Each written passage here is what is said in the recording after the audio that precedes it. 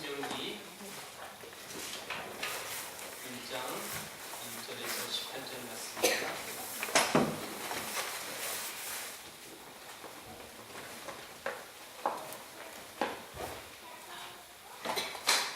얘들이 여기 와서 놀았나 봐요. 마이크가 흐트러진 거는 애들이 놀았을 거예요. 신명기 1장 1절에서 18절 말씀. 우리 한 절씩 교독하겠습니다. 제가 먼저 1절 읽겠습니다. 이는 모세가 요단 저쪽 술 맞은편에 아라바 강야 곧 아란과 도벨과 라반과 하세롯과 디사합 사이에서 이스라엘 무리에게 선포한 말씀이니라.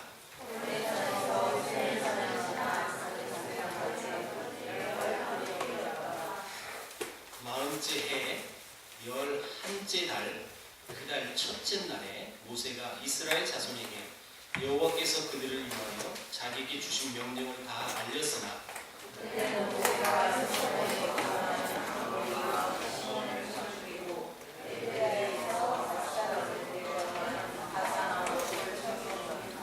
모세가 요단 저쪽 모압 땅에서 이 율법을 설명하기 시작하였더라. 일러스되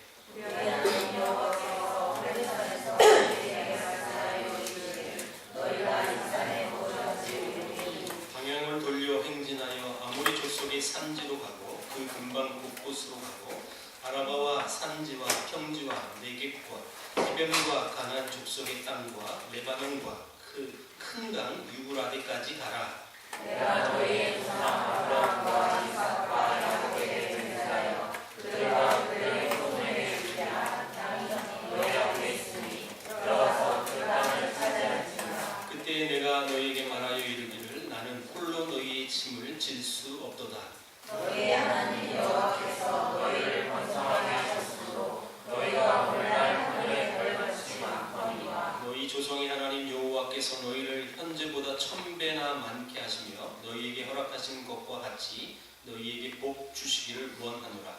그런즉 아울러 주님이 너희의 괴로운 일과 너희의 힘겨운 일과 너희의 다투는 일을 감당할 수 있으리라. 너희의 각 지파에서 지혜와 지식이 있는 인정받는 자들을 택하라.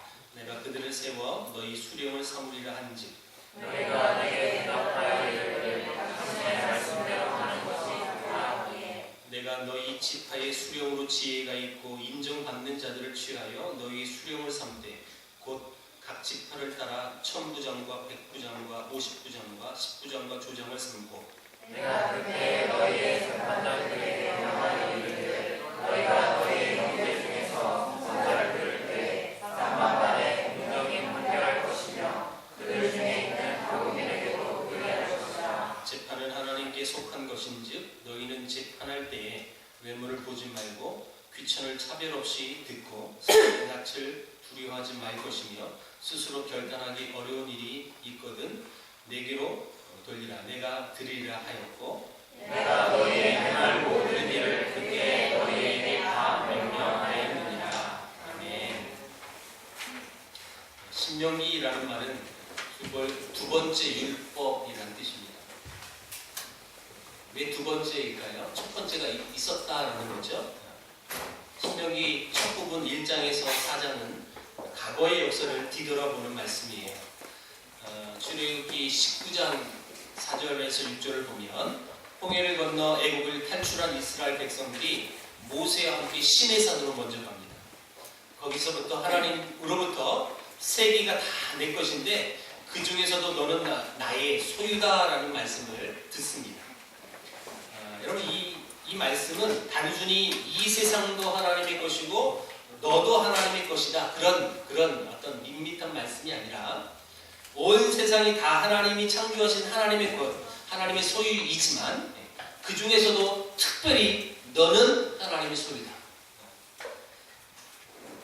썩일라라는 이 단어를 썼어요.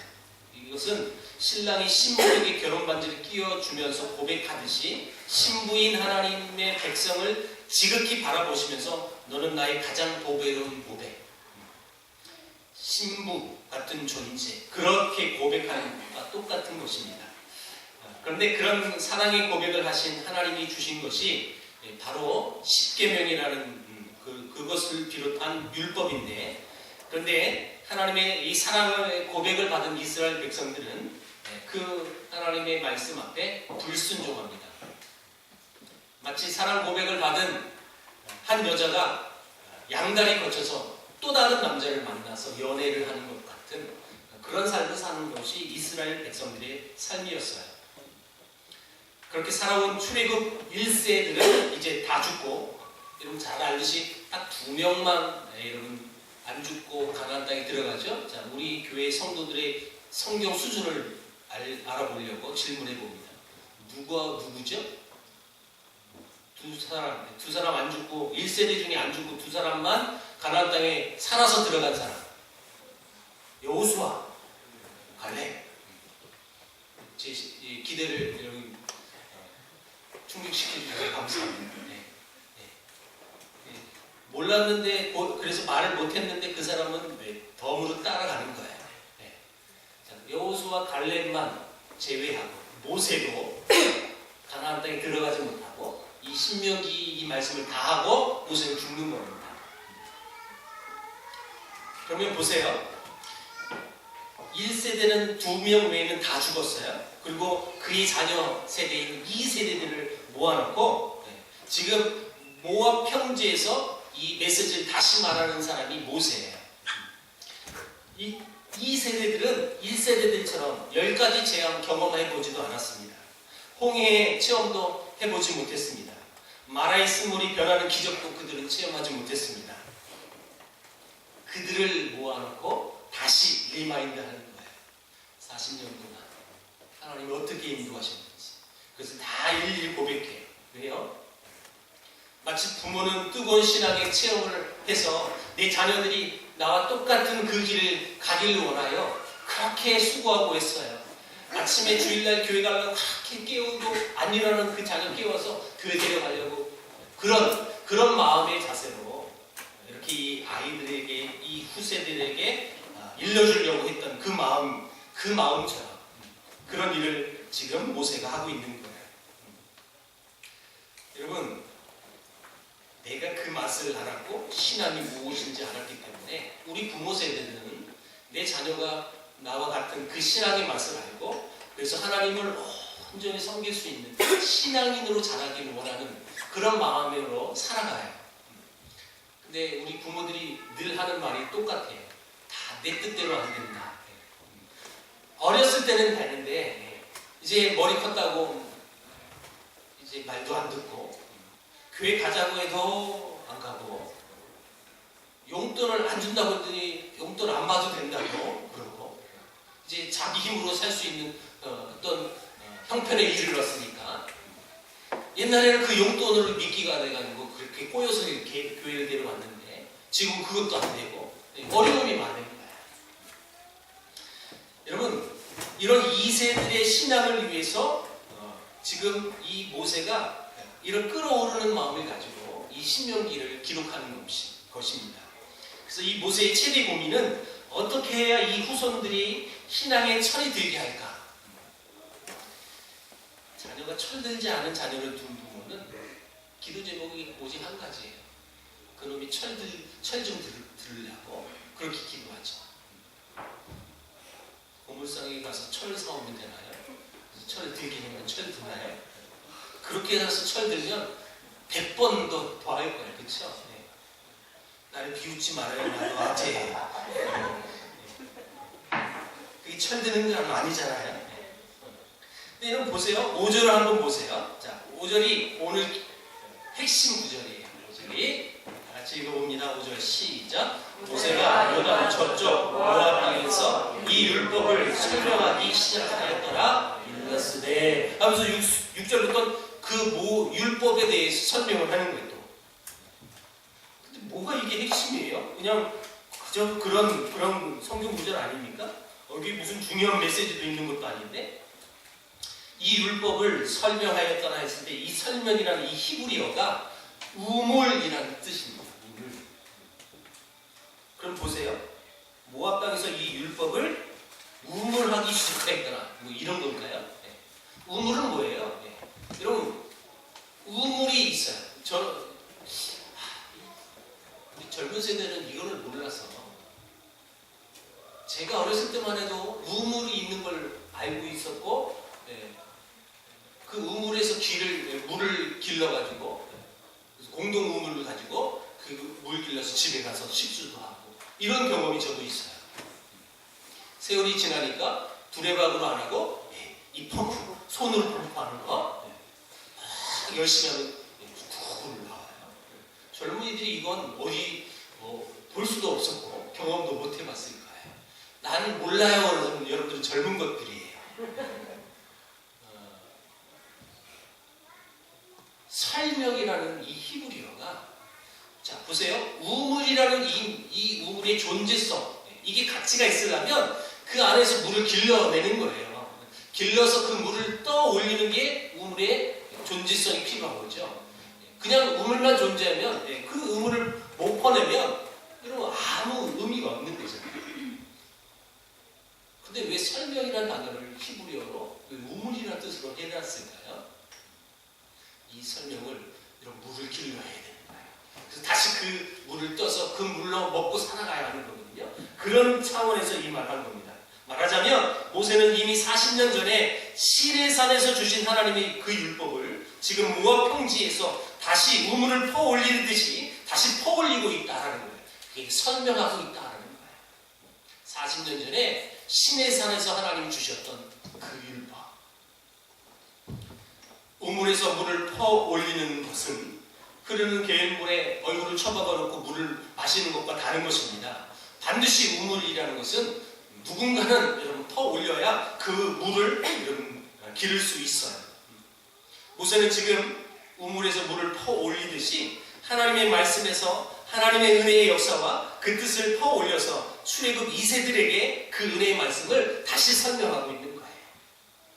하나님의 말씀을 들을 때에 그래서 우리는 밋밋하게 듣지 말아야 합니다. 신랑이 신부에게, 사랑하는 남자가 사랑하는 여자에게 그런 고백을 하듯이, 여러분 그 고백 들을 때 여러분 대충 들으세요? 아니잖아요. 그 고백을 어떻게 하는지 그 고백을 듣는 사람은 잘 듣게 되어 있는 거예요. 그러니까 우리가 하나님의 말씀을 들을 때의 자세가 뭐냐? 사랑하는 사람이 나한테 사랑의 고백을 할 때 그런 들을 때처럼 그렇게 들어야 한다는 거예요. 그런 고백은요, 옆에 기차가 지나가도 다 들리게 돼 있어요. 저희 어머니가 연세가 드셔서 잘 못 들으세요. 연세 때문에. 근데 꼭 필요한 말은 잘 들으세요. 그거 가지고 우리가 가끔 놀리기도 한데, 다른 건 다 안 들리지만 그런 말은 꼭 잘 듣는 것들이 있어요. 그런 거예요. 지금 여러분 우리가 하나님의 말씀을 들어야 할 자세, 이 우물이라는 이 말을 가지고 우리가 설명할 때 이런 자세로 들어야 합니다. 왜요? 그래야 우리의 신앙의 철이 들기 때문에. 신앙의 철이 들지 않으면 마찬가지예요. 인생 속에 철 안 들어서 망나니처럼 살아가는 사람 주위를 한번 보세요. 얼마나 한심하고 얼마나 여러분 안타깝습니까? 우리 신앙도 마찬가지죠. 신앙의 철이 들어야 하는 것입니다. 말씀은 성경책에 있지만 그 깊은 우물 속까지 닿는 두레박은 우리의 마음이에요. 그런 마음의 자세가 없이는 그 물을 길러낼 수가 없거든요. 거기서 나를 사랑하신 하나님의 사랑의 고백을 들어야 하는 것입니다. 거기서 날마다 나를 위하여 십자가에 달리신 예수님의 갚을 수가 없는 은혜의 물의 맛을 우리 맛보아야 하는 것입니다. 하나님의 말씀을 읽으면서 여러분들도 그런 하나님을 체험하는 여러분들에게 주의를 축원드립니다. 물에서 물을 끌어올리듯이 과거를 돌아보면서 하나님의 역사, 은혜의 역사를 끌어올리고 말씀으로부터 하나님의 사랑의 고백을 퍼올리는 이 모세와 같은 그런 사람들이 되어야 하고, 또 그 말씀을 듣는 그런 자세가 되어야 한다는 것이죠. 그렇게 말씀에 우물을 퍼올리는 은혜의 체험을 하기 시작하면 어떻게 되느냐? 그러면 순종의 삶을 살게 되어집니다. 자, 2절을 한번 보세요. 호렙산에서 세일산을 지나 가데스 바네아까지 10하루길이었더라. 자, 여러분 출애굽해서 홍해를 건너잖아요. 자, 홍해를 건너서 제가 지도를 준비하려고 막 이렇게 조사했더니 마땅한 지도가 없어서 못 보여드렸는데, 자, 우리 신앙생활 오래 했다면 이집트 옆에 이스라엘 가기 전에 시나이 반도가 있다는 걸 알아요. 이렇게 생겼죠? 그러면 홍해를 이집트에서 건너왔어요. 자, 여기서 시나이 반도 맨 밑에 쪽, 그러니까 가장 밑은 아니지만 거의 밑에예요. 거의 밑에가 시내산, 호렙산이라고 불리는 곳이에요. 시내산 이꼴 호렙산이에요. 여러분 여기서 곧바로 이스라엘로 가면 되는데, 가나안 땅으로 가면 되는데 요 밑으로 내려왔다는 거예요. 근데 지금 성경이 뭐라고 기록했느냐? 호렙산에서 다시 세일산을 지나 가데스 바네아, 이 가데스 바네아는 이제 가나안 땅을 바로 들어가기 직전입니다. 근데 여기가 10하루길이다라고 표현하는 거예요. 지금 호렙산에서.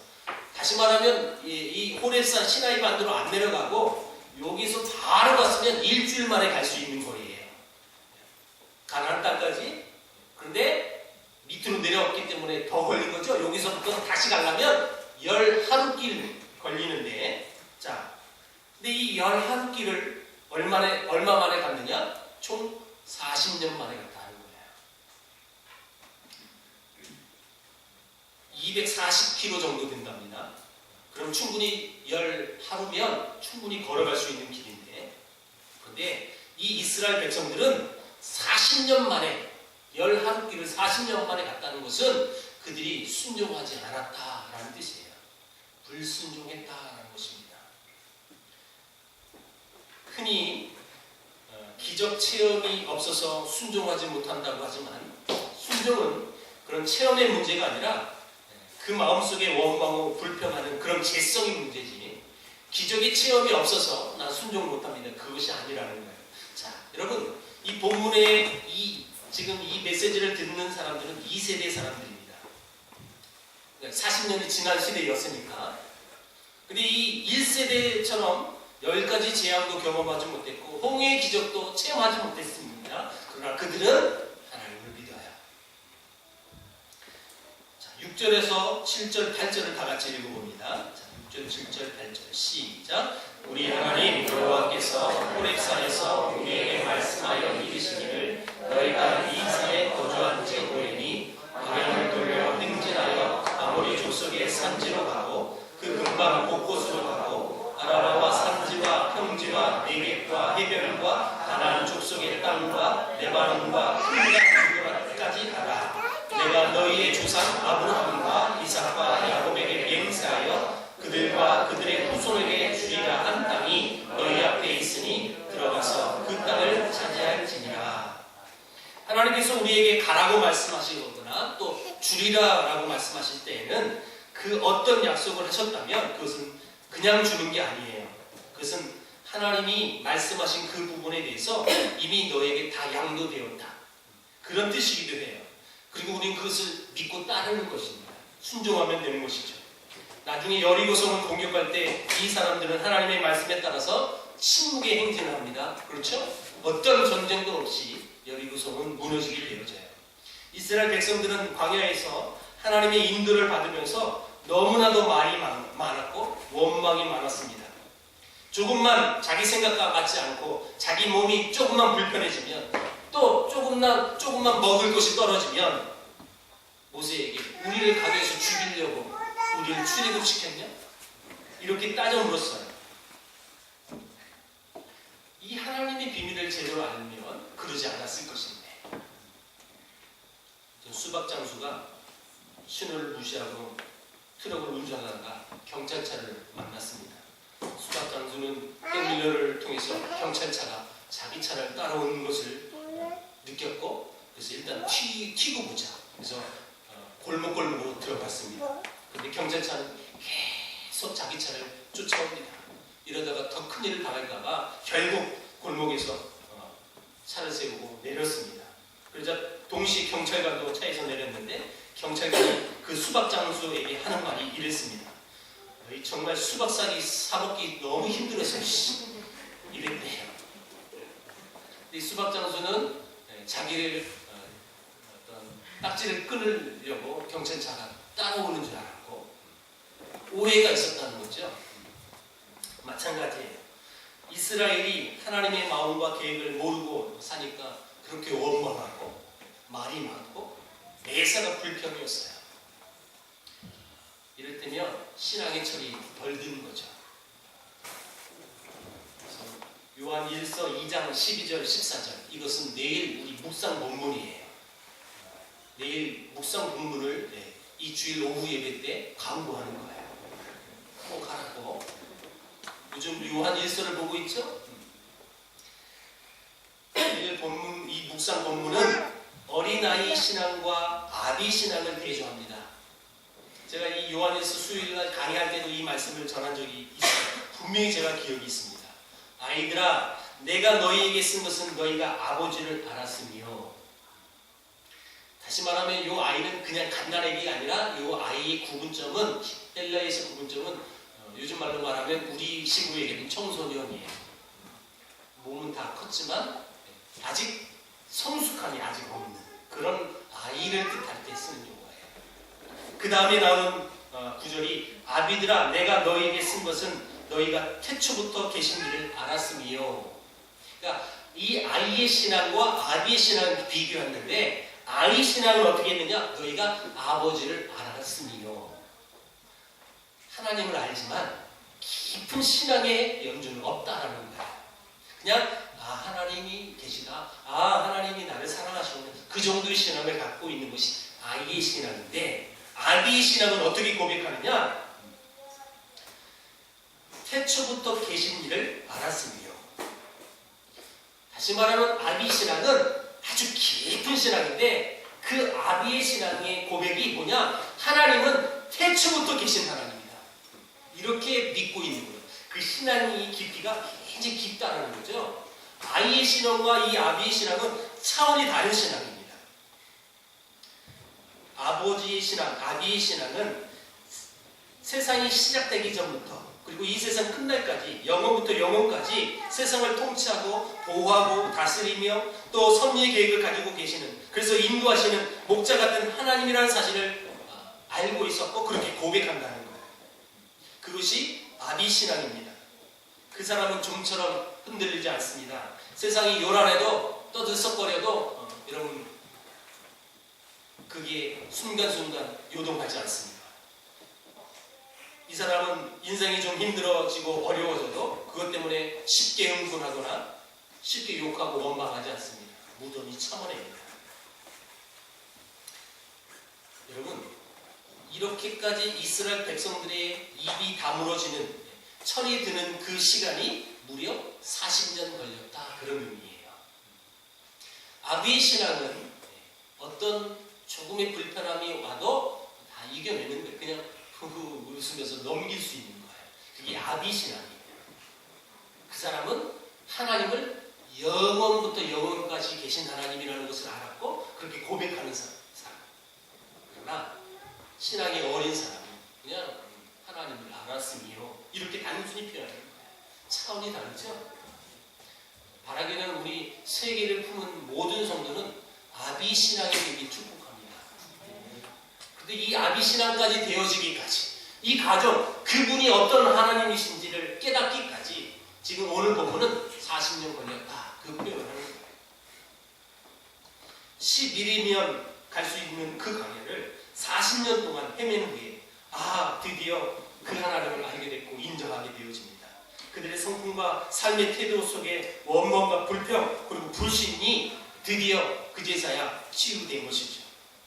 그래서 믿음이 성숙해지면 먼저 입부터 변화가 되어져요. 늘 쌍욕하고 욕하고 원망하고 불평하던 사람이 진짜 하나님 만나면 욕이 사라지죠.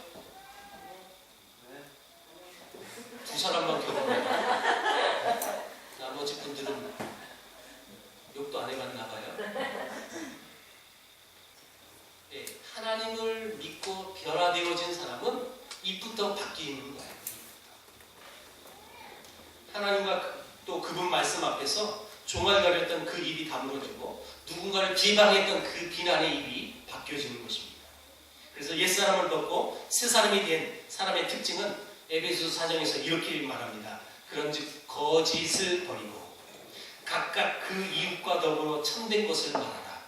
이는 우리가 서로 지체가 됨이라. 분을 내어도 죄를 짓지 말며 해가 지도록 분을 품지 말고 마귀의 틈을 주지 말라. 29절엔 무릇 더러운 말은 너희 입 밖에도 내지 말고 오직 덕을 세우는 데 소용되는 대로 선한 말을 하여 듣는 자들에게 은혜를 끼치라.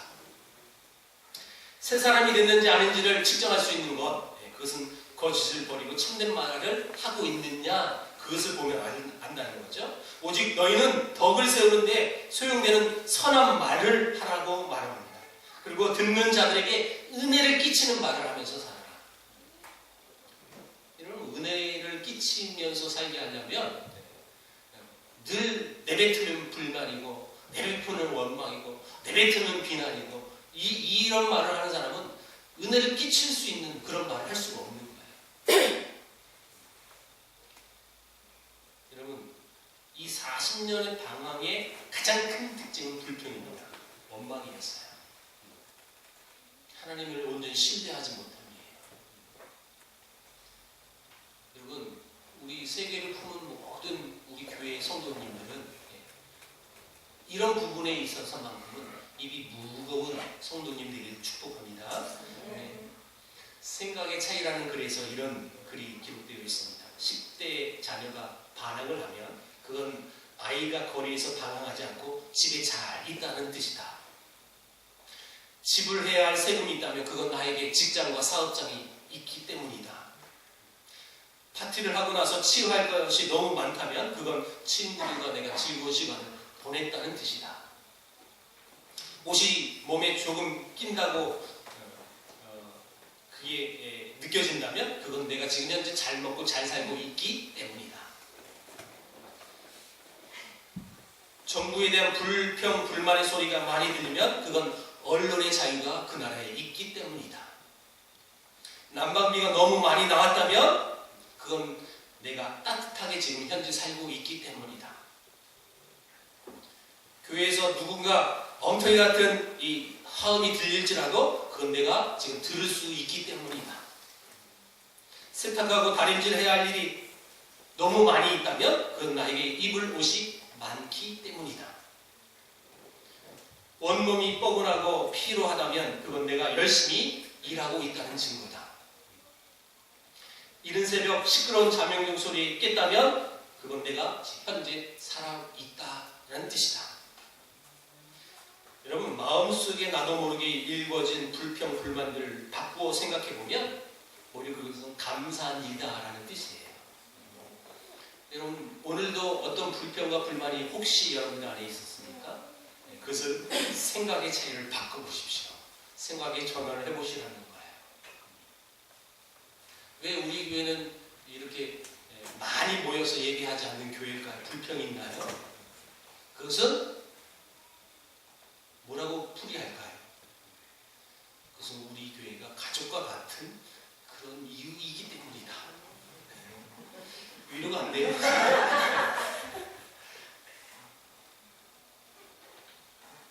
어떻게 생각하느냐에 따라서 사실 굉장히 큰 차이거든요.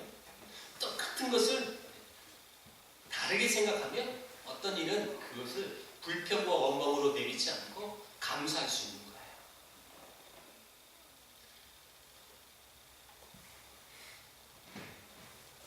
9절에서 18절 마지막 부분은 이 모세는 가장 힘들 때 옆에 믿음 좋은 사람들이 있었다는 것을 감사하는 사람이 됩니다.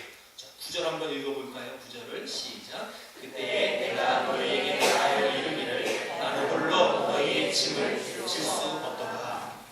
그래서 70명의 장로를 세우는데 어떤 사람을 세우느냐? 13절을 읽어보십시오. 13절 시작. 너희의 각 지파에서 지혜와 지식이 있는 인정받는 자들을 택하라. 내가 그들을 세워 너희 수령을 삼으리라 한즉. 인정받는 자, 옛날 성경은 유명한 자라고 기록했어요. 그래서 그들을 수령으로 세운대요. 자, 15절에 다 같이 읽어보니 15절 시작. 내가 너희 지파의 수령으로 지혜가 있고 인정받는 자들을 취하여 너희의 수령을 삼되 곧 각 지파를 따라 천부장과 백부장과 50부장과 10부장과 조장을 삼고 너희의 어른을 삼겠다. 어른이라는 것은 단순히 나이만 많은 사람이 어린이 아니라 지혜와 분별력과 인격과 모든 면에서 사람들이 우러러 볼 수 있는 사람, 그것을 말하는 것입니다. 그래서 결국 70장로를 세운 이유가 뭐냐면 12절이에요. 12절 시작. 그런즉 나 홀로 어찌 능히 너희의 괴로운 일과 너희의 힘겨운 일과 너희의 다투는 일을 감당할 수 있으랴. 하나님이 베푸신 은혜와 자비와 긍휼, 구원, 생명, 진리를 전달하는데 이것을 받아야 마땅할 자들이 이것을 대처하기 때문에 전달하는 자가 지친다라는 거예요. 그래서 서로 지치지 않게 해주기 위해서 하나님이 여러 지도자를 함께 세우신다라는 것인데 이것이 교회 직분의 이유이죠. 다른 사람의 외롭고 무거운 짐을 함께 들어줄 수 있는 사람, 그래서 원망하지 않고 지쳐버리지 않도록 서로를 돕는 것이 그런 직분의 의미다라고 이 오늘 결론에서는 그렇게 마무리를 하는 것입니다. 오늘 말씀 뵙겠습니다. 하나님의 은혜를 경험한 사람, 그리고 이제 이 메시지를 전하고 모세도 생을 다하는 거예요. 어쩌보면 이 신명기는 모세의 유언입니다. 유언. 그리고 남겨진 그들을 향해서 간절한 마음으로 소원하는 거예요.